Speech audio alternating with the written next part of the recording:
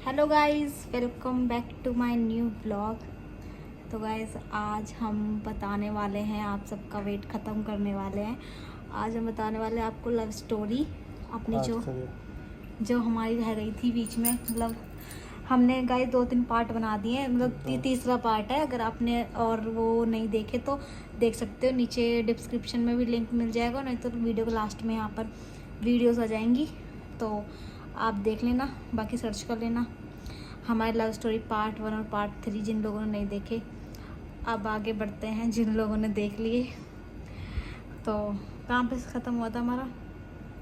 लड़ाई दंगे हो रहे थे हमारी लव स्टोरी में। तो लव स्टोरी ये था, जब मतलब अभी तक घर में तो पता नहीं था, हम दोनों बात करते थे। मतलब किसी को भी नहीं पता था, पर कुछ लोगों को पता लग गया था। लगने के बाद फिर थोड़ी लड़ाई झगड़े हुए।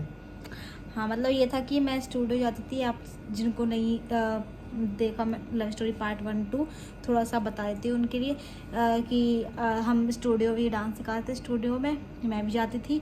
तो वहाँ पर हम दोनों मिले, वहाँ पर उसके बाद ये शॉर्ट में बता रही हूँ मैं। अगर आपको डिटेल में चाहिए तो पार्ट 1 और पार्ट 2 दोनों बने हुए हैं, तो आप देख लेना।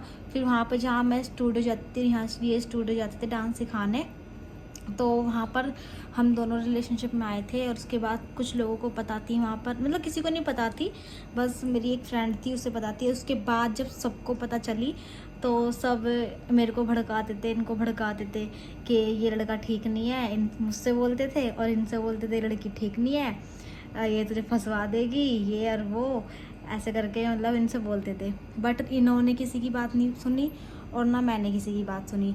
तो उसके बाद कि इनको स्टूडियो से निकलवाओ, मतलब इनको डांस सिखाने मत बुलाओ, तो इनको मारने के लिए लड़के भेजे। नाम नहीं ले सकती ना मैं किसी का कि किसने भेजे किसने नहीं भेजे, ऐसे करके, क्योंकि अब तो बहुत टाइम हो गया इस बात को ना, 6 साल हो गई, पर कुछ भी नहीं हुआ, पर किसी पे कुछ नहीं हुआ। और पता सब क्या बोलते थे जब पता चली स्टूडियो में कि यूज़ करेगा छोड़ देगा, और आप पकड़ो कैमरा, कि इसका क्या कर दिया।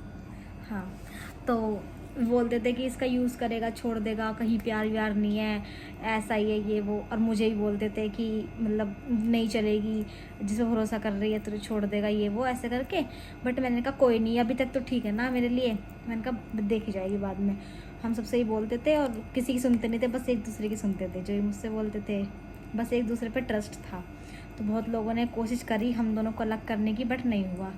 फिर उसके बाद जब आपका ये क्वेश्चन था कि जब घर में पता चली थी तब, है ना, तो पहले आप बताओगे जब घर में पता चली थी, मतलब पता तो चली थी, शक तो होता था। और हाँ बताऊंगी, इनके घर पे तो मम्मी जी को मतलब अब शादी हो गई है, मम्मी जी को शक, मतलब मुझसे बोल रही थी आने का, मम्मी जी बोल रही थी।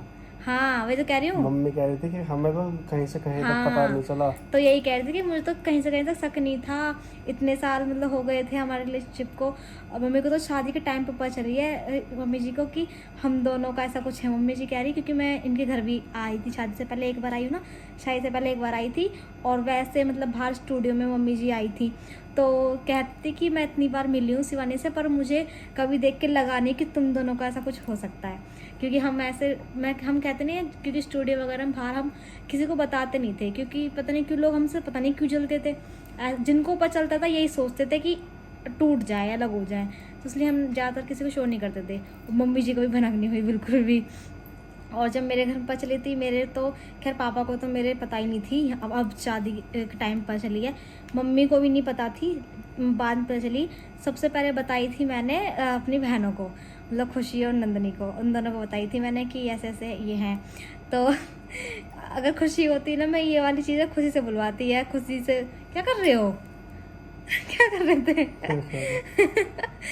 तो ये चीज़ों खुशी से बुलवाती या मतलब तो ज़्यादा अच्छा लगता। बट कोई नहीं, जब वो कभी मिलेगी ना तब भी व्लॉग में भी दिखा दूंगी कि वो मतलब कैसे बताएगी, उसने कैसे बोला था। मैं अपने उसमें बताती हूँ कि उसने मतलब जब इनको देखा था पहली बार, तो आपको याद है कुछ? हाँ, वो जरा सी थी, जरा सी थी। टोपी लगा गई थी कहाँ? स्टूडियो में। हाँ, टोपी लगा के आई थी। टोपी मेरी लगाई थी, स्टूडियो में ऐसी आई थी। अच्छा, आपने लगा रखी थी? कैप थी ना मेरी। हाँ, तो क्या हुआ, ये इन्होंने कैप लगा रखी थी और ये कैप मुझे अच्छे नहीं लगते थे इतना स्टार्टिंग से ही, पर ये डांस करते थे तो इनका क्या थी, लड़कियां रहती थी सब रहती थी, तो ये कैप नीचे रख लेते, ऐसा कर लेते थे, किसी को इनकी आंखें ना दिखे और इनकी ये ना दिखे ये किसे देख रहे हैं। वो जो डांस करता होगा ना उसे पता होगा कि कैप लगाने से ना एक फील आता है, स्वैग होता है, ठीक है, ना कि ऐसे नजर छुपाने के लिए नहीं होती हो। पर ये ऐसे रखते थे और नीचे देख के डांस करते वो थे। जो हिप हॉप वगैरह जब करते हैं ना तो ऐसे लगते हैं कैप। तो मतलब खुशी आई, खुशी ने इनको देखा तो पहले करी, मतलब इनको देख के ऐसा लगा, क्योंकि गाइज अगर आपको खैर पता नहीं होगा, मैंने बताई नहीं है, स्टार्टिंग से हम मतलब ज़्यादा हाई क्लास नहीं है, मतलब मिडिल क्लास थे, अभी भी हैं, बट उस टाइम पे हम कुछ ज़्यादा वैसे थे, और ये तो भाई डांस वगैरह सिखाते थे तो मतलब सही लगते थे, तो इनको देख के क्या कह रही खुशी, ऐसे लग रहे हैं जैसे कि मतलब कैसे दीदी मुझे छीन लगे, कैसे पसंद कर रहे हैं आपने। ऐसे लग रहा है जैसे कि ये ना गरीब लोगों का मजाक उड़ाते हो ऐसे करके, मतलब इनके अंदर एटीट्यूड लगा, जो बड़े घर के बिगड़े लड़के होते हैं ना, इनको देख के उसको ऐसा लगा। एक तो ये डांस कर रहे थे, ऊपर से उन्होंने कैप लगा रखी थी, ऊपर से क्योंकि सबके सामने खुशी से नहीं बोले और मुझसे भी नहीं बोलते थे ज़्यादा सबके सामने उस टाइम पर स्टार्टिंग में, तो कह रही कि मुझे तो एटीट्यूड वाले लगे, तुमने कैसे देखे हैं, कैसे पसंद करे हैं। लेकिन उसके बाद जब खुशी से इनकी बातें हुई, मतलब बाद में, तब कह रही कि हाँ अच्छे हैं। स्टार्टिंग में पहली बार में नहीं बोला, क्योंकि जो भी मेरे से स्टार्टिंग में मिलता है ना, कोई मुझे देखेगा तो मैं ज़्यादा बात वगैरह नहीं करता किसी रूड से से भी। लगते हैं। मतलब जब मैं किसी को जानता नहीं तो मैं बात कैसे करूँ, तो मेरे को सामने वाले को ना मेरे अंदर एटीट्यूड लगेगा ही, लेकिन जब बात हो जाती है उसके बाद कोई नहीं कह सकता कि मेरे अंदर एटीट्यूड एक है। चीज़ बता रही हूँ, इनका जो मतलब ऐसा है ना रहने का तरीका, जैसे कि कोई भी पहली बार देखेगा ना आपको, अगर आप उससे बात नहीं करोगे तो आपको देख के यही लगेगा कि आपके अंदर एटीट्यूड है और आप रूड हो, मतलब ऐसे लगते हो आप तो देख के। वो तो मैं मानता हूँ, मैं खुद बात नहीं करता। मैं एक चीज़ बताऊँ, जब किसी को मैं जानता नहीं हूँ तो उससे कैसे बात तो करूँगा। मैं कह तो रही हूँ आपका नेचर वो वाला नहीं है घुलने मिलने वाला जल्दी से। ये अच्छा नेचर है, जल्दी से हाँ किसी से हाँ मैं घूलता मिलता नहीं हाँ, हूँ। वो चीज़ मैं कह रही हूँ, मैं आपका नेचर ही बता रही हूँ कि आपका नेचर ऐसा है। और एक होता है कि सामने वाले को देख के एकदम से बातें करने लग जाना, आपके अंदर वो वाली चीज़ नहीं है, तो इसलिए लोगों को मतलब मेरे को ना पता क्या लगता है, अगर जैसे कोई सामने वाला है और मैं उससे जाके बात कर रहा हूँ तो मुझे ऐसा लगता है कि वो ये ना सोचे कि ज़बरदस्ती चेप हो रहा है। हाँ, तो इससे अगर कोई मेरे पास आकर के बात करता है ना तो मैं बात करता हूँ, नहीं तो मैं बात नहीं करता। तो ये वाली चीज़ इनके भाई कुछ भी एटीट्यूड तो हल्का सा है अपने लिए आप तो ये बहुत से अरे एटीट्यूड नहीं कहते उसे, बहुत से लोग ये सोचते हैं, जैसे अब सिंपल सी चीज़ है, कोई सामने वाला है, मैं उसके पास जा रहा हूँ, अब वो ये सोचेगा ये पता नहीं मेरे से बात क्यों कर रहा है, मेरे से इतना चेप क्यों होना चाह रहा है, इसका कोई काम तो नहीं है, फ़ायदा तो नहीं है, तो मैं इस वजह से किसी से बात नहीं करता जल्दी से। हाँ, तो उनका नेचर ऐसा ही था। और नंदनी को ऊपर चला था, फिर मतलब नंदनी को तो मैंने ऐसे ही बता दिया, बट नंदनी ने इनसे कभी ऐसे स्टूडियो में जाके नहीं मिली थी। खुशी को तो मैं लेके गई थी तो इनको देख लिया था, नंदनी ने स्टूडियो में नहीं देखा था। जब ये मुझे घर छोड़ने आते थे ना, ये मुझे घर छोड़ने आते थे क्योंकि रात को 9 साढ़े 9 बज जाते थे, तो ये मेरे को घर के बाहर छोड़ते थे, तो बस बाहर आती थी। और जब इनसे बात करने लगी थी ना फ़ोन पे तो बहुत खुश होती थी। और आप बताओ ना कि आप खुशी से की जब आवाज़ सुनते थे तो कैसा लगता था? हाँ, वो खुशी तो बहुत नंदनी की, छोटी थी ना, ऐसे लगे बच्चे बोले तुतला के क्योंकि ये छोटी नहीं है, मुझे मान ला ऐसे ऐसे देख लो। नंदनी खुशी दोनों मतलब फ़ोन पे बात करती थी। और जब ये आती थी ना मुझे छोड़ने, तो नंदनी खुशी घर से इतनी तेज, मतलब अंदर से इतनी तेज बाहर आती थी देखने ही, फिर भी बचाते थे कि हाँ दीदी आ गई, दीदी आ गई, ऐसे करके। तो जब पता चल गया था नंदनी खुशी को, शिवम को, प्रिंस को तो धीरे धीरे मतलब पता चल ही गया था, बट वो मुझसे बोलते नहीं थे कि मतलब ऐसे वैसे, बट ये था कि लगता था कि हाँ है। तो उसके बाद क्या हुआ, ऐसे चलता रहा। फिर 2-3 साल बाद जाके ना नंदनी ने इनको मतलब मम्मी को ऐसे बोल दिया कि मतलब मेरी इनकी और नंदनी की किसी बात की लड़ाई वगैरह हो गई थी, तो होता है ना कि जैसे बहन भाइयों में लड़ाई झगड़ा होता है कि मैं तेरी बताऊंगा, तूने मैं बताएगा, मैं ये करूँगा वो करूँगा। हाँ, तो मतलब नंदनी की लड़ाई हो गई थी, मतलब नंदनी खुशी की लड़ाई हो गई थी। तो मैं मतलब उन दोनों की करता उन दोनों के लिए मतलब बोलता उन दोनों के लिए रही थी नंदनी को, बट नंदनी मुझसे गुस्सा हुई कि दीदी मुझे क्यों बोल रही है। तो मैं फिर मम्मी से बोलने लगी कि मैं मम्मी नंदनी ऐसे ऐसे करती है ये वो, तो नंदनी ने मेरी बता दी। अच्छा, और जो तुम करती हो बताऊँ मैं, तुम जाती हो अकेडमी में बताऊँ मैं उनसे। अमन सर बोलती थी कि स्टार्टिंग में तो सर ही बोलते थे, डांस सिखाते थे, तो कह रहे अमन सर के अकेडमी जाती हो और क्या कहते हैं उनसे दिल के स्टिकर भेज के बात करती हो। मम्मी से बता दी सारी बात, तो मम्मी कह लगी दिल दिल के स्टिकर कैसे भेजा है मम्मी फिर ऐसे ही कहते दिल दिल के स्टिकर कैसे तूने देखा भेजते हुए।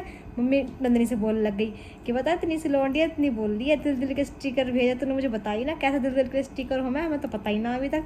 तो फिर मम्मी ने नंदिनी के सामने ऐसे दिखाया कि मम्मी समझी नहीं है, मतलब मम्मी ने मुझे डांटा कि हैरी ऐसे करती है वैसे, मतलब ताकि नंदिनी को, वो छोटी है इसके मन में ये ना है कि मम्मी सपोर्ट कर रही हैं या फिर मम्मी ने दीदी को कुछ नहीं कहा क्योंकि मैं तो बड़ी थी। मम्मी मतलब मम्मी फिर मुझसे बाद में पूछती।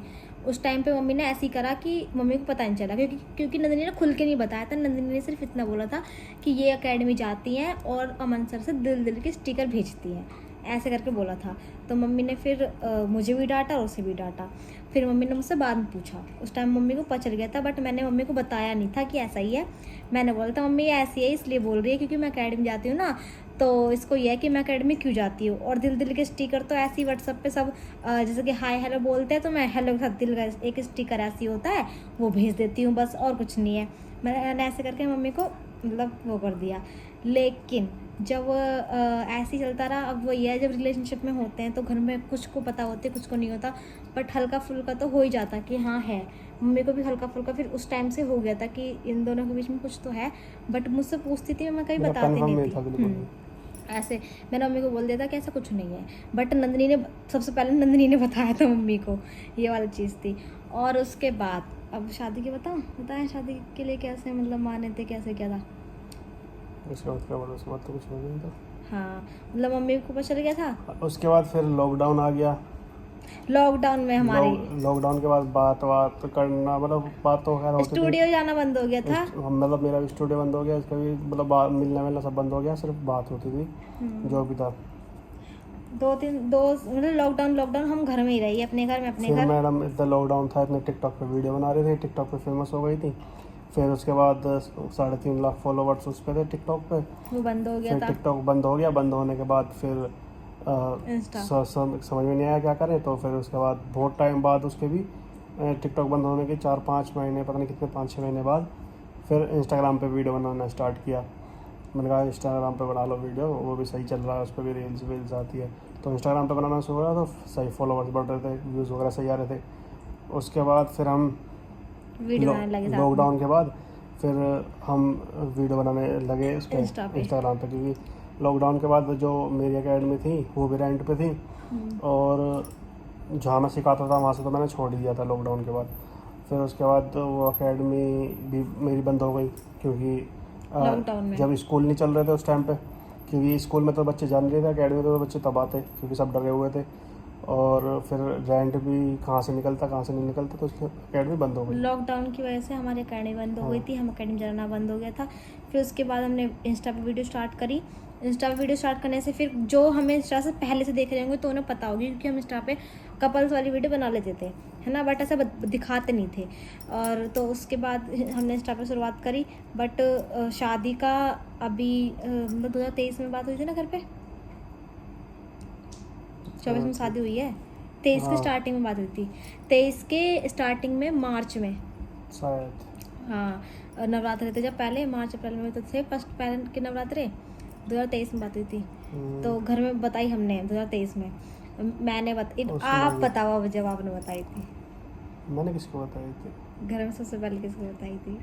मैंने तो पहले तो बहन भाई है मेरे, उन्हें पता थी थोड़ी बहुत जो भी थी, मतलब मैं मतलब कम्फर्ट क्या कहते हैं उसे, मतलब मैं ये करता था कि मैं अगर कुछ कर रहा हूँ तो ठीक कर रहा हूँ या गलत कर रहा हूँ, तो मैं ऐसे मतलब पूछता था ऐसे बता के। बाकी फिर ये काजल दी तन्नू दी और मतलब इन सबसे ऐसे बात करते थे कि ये है, इनसे ऐसे बात करता हूँ पूछता था तो ये लड़की ठीक है, क्योंकि ये भी कंफ्यूज रहते थे मैं भी कि हाँ भी शादी कर रहे हैं तो कुछ गलत डिसीजन तो नहीं है।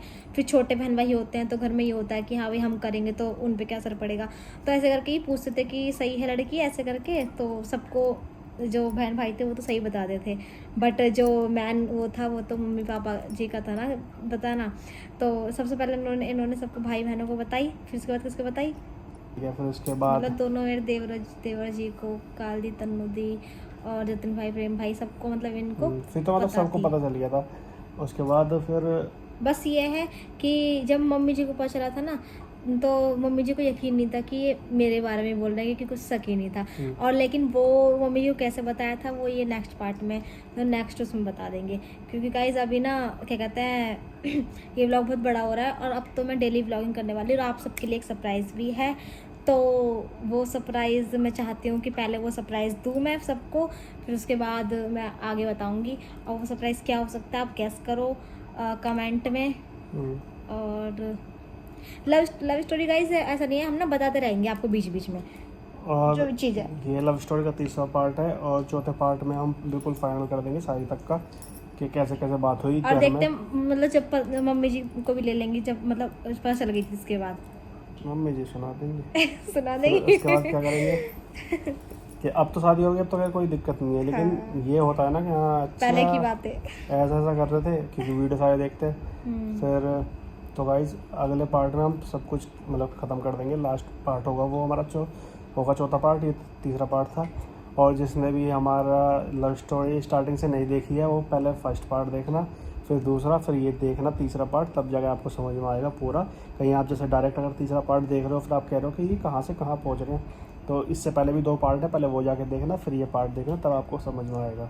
और अब आपको ज़्यादा टाइम रुकने की ज़रूरत नहीं है, क्योंकि मैं आपको रीज़न बता दूंगी कि मैं इतने टाइम तक क्यों रुकी हुई थी, और मतलब क्यों हम जल्दी ब्लॉग नहीं बना पा रहे थे, और सारी चीज़ें आपके लिए नेक्स्ट जो ब्लॉग है वो सरप्राइज़ ब्लॉग होने वाला है।